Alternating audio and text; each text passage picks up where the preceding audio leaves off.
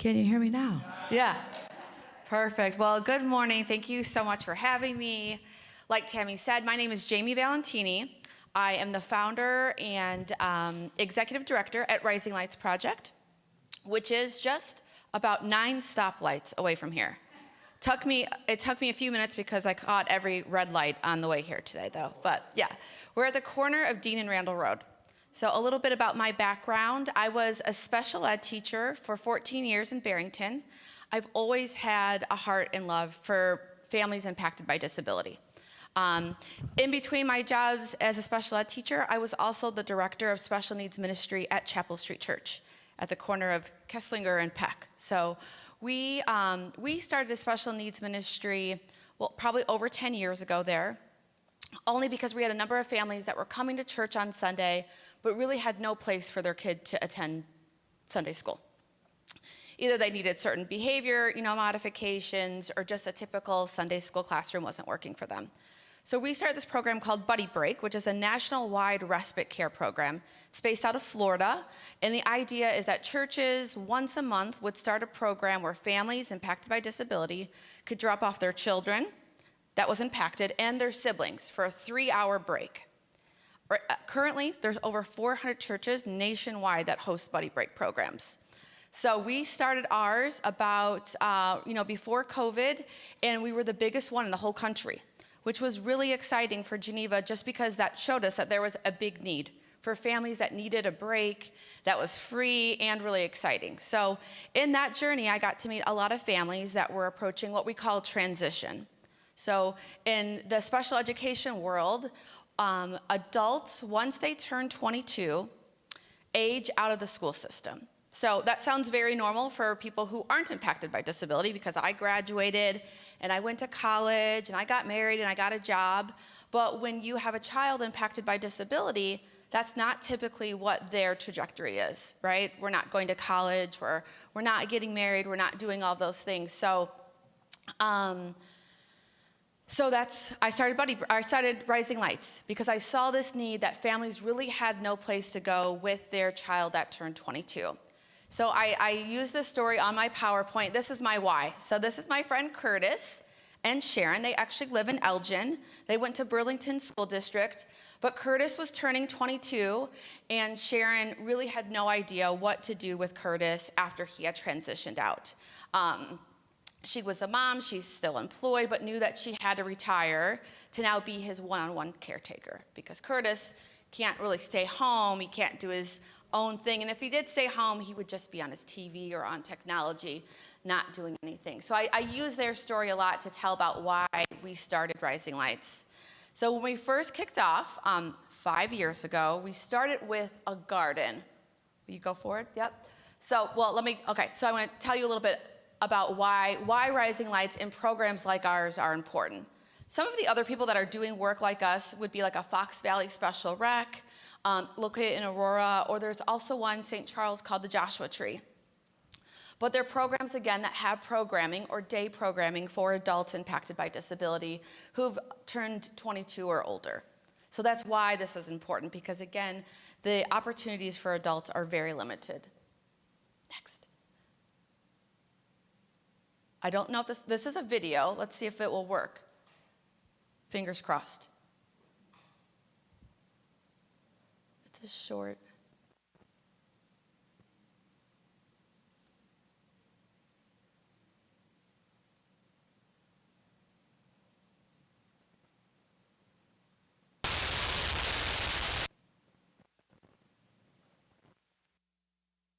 Volume. That's okay. So those are my friends Kyle and Michelle, right? Same kind of story, right? She talks about the journey of Kyle, having a great experience in school, but once he transitioned out, just how difficult it was to figure out this next step of life, right? So it's a great story. I will share it with Tammy, and if it gets put somewhere you guys can see it, we have a few of them on YouTube that kind of share our impact story. We'll go back to the... Get it back. Yeah. So when we started 5 years ago, we started with the idea of a garden. In my brain, I had looked at other ideas like owning a coffee house that was employed by adults with disability or a thrift store.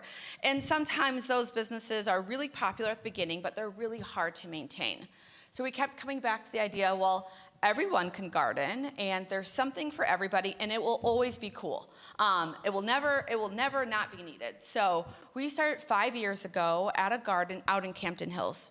We're on someone's private property. They've gifted us 10 acres of their horse property to garden. So we are out there every Friday, and I want to show you some cool pictures. If you can click forward a few, okay. This was my reminder that we should take pictures at the garden in the summer and not in the fall, because as you could see, it was chilly. This was about a year ago. But this was our group 2 years ago out at the garden. If you want to keep clicking forward, please. And these are some of the other programs that we have. So the garden started on Fridays. We started our very first year with 6 adults with disability. And this past year, we had 42 adults out there on every given Friday. And it was a hot summer. So it was tough. Now that it's cooled down, we're reminded on how hot it was. But we've got everything from tomatoes to herbs, different flowers that we grow at the garden, and it's really great to see our adults come together to kind of work hand in hand to get something done. They have a great time, and we get yummy food and all kinds of things that we make. So after our first exploration with Friday, we added on 2 more programs. So now we currently have a program that runs Monday during the day from 10 to 1. We're out field tripping in the community. And Wednesday is at our home base, which is at the corner of Dean and Randall. So there on a given Wednesday, we have about 32 adults every Wednesday showing up to have a good time. So here are just some pictures from our space. We also have a program that runs on Monday evenings called Social Club. And the idea was that parents could go out and have dinner or get away a little bit, and we can provide respite and also have a good time. So this last picture, we had a local dance studio owner come over and do a little Elvis dancing with us. So they really got into that and had a great time. Click. Here's a few more pictures from our garden. We are hoping and praying that we have a few more weeks at the garden. And here's just a few more. And the fun thing, so when our garden season's over, we have gotten smarter to realize that we cannot compete with the local farmers when it comes to tomatoes and corn. So we have stuck with more herbs. We do a lot of lavender and mint and spearmint. And then in the winter, we go back to our space and we make things. We call it our making season. So in this picture, you can see that we make like a culinary salt and a bath salt. We have 7 beehives and a volunteer beekeeper. So he also, we will get about 60 jars of honey and also make our homemade lip balm. And our adults are all a part of this and see it through and through. Next picture. So recently we had our ribbon cutting at our new location. If any of you are familiar with Geneva Commons, we were there for 3 years. I was in the right spot, the right time. It was such a blessing that the owner there gave us a storefront for $200 a month, which was a steal.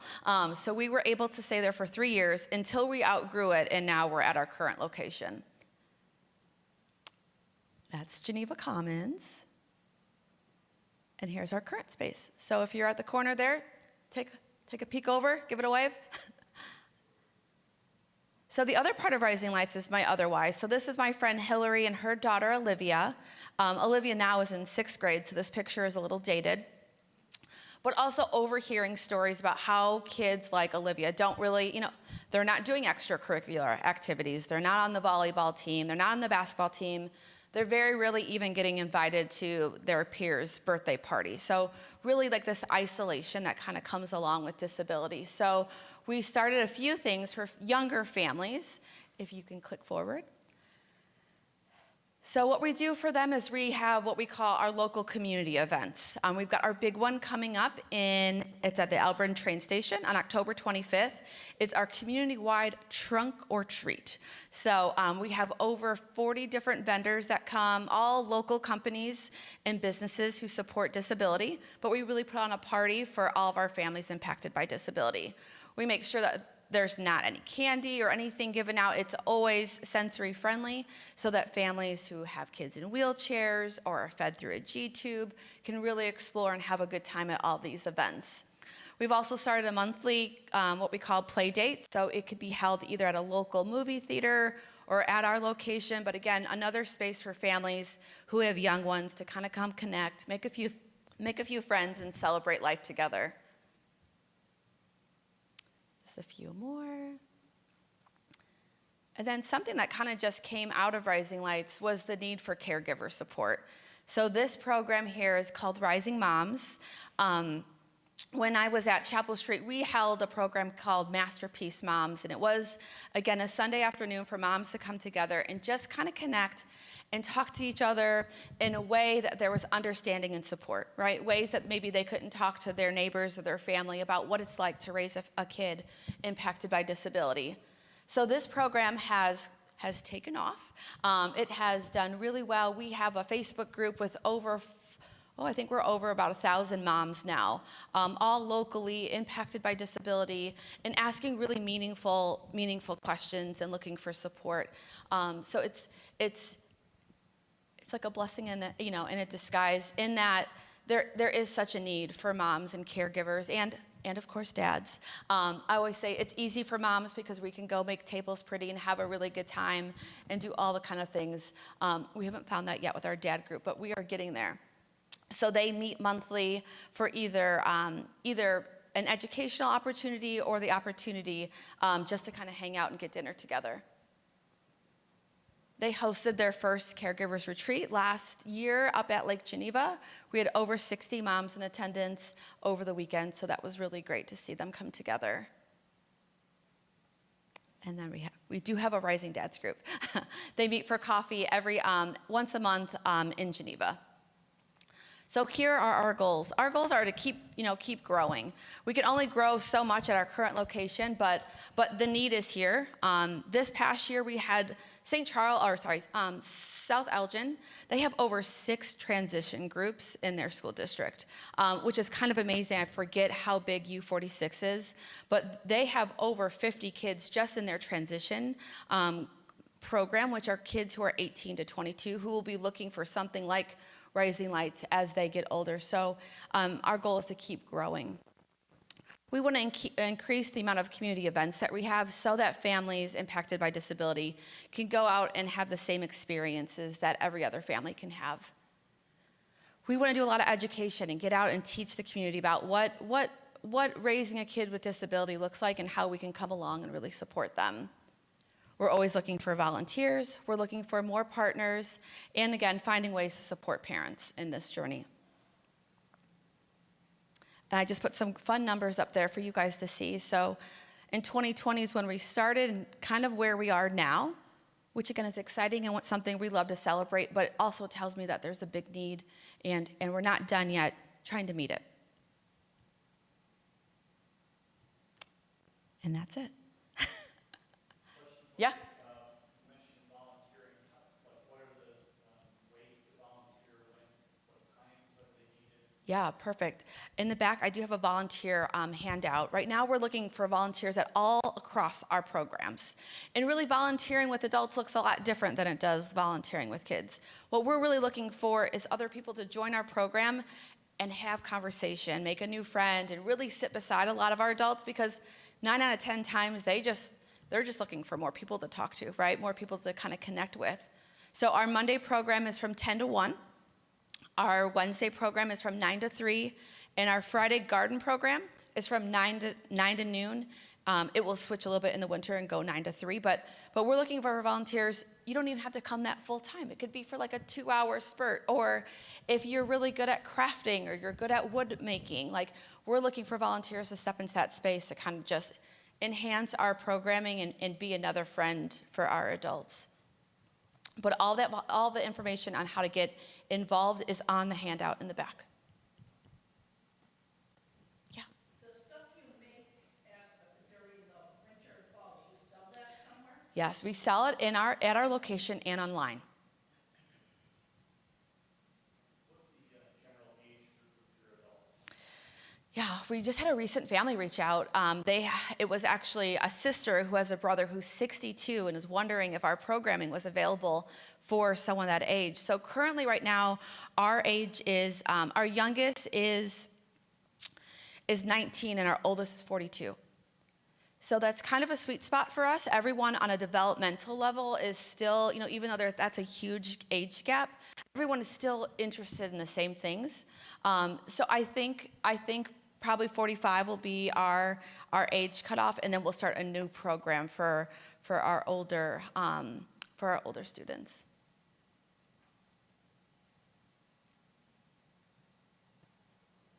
Well, if there's no more questions, thank you so much for listening to me and learning more about Rising Lights.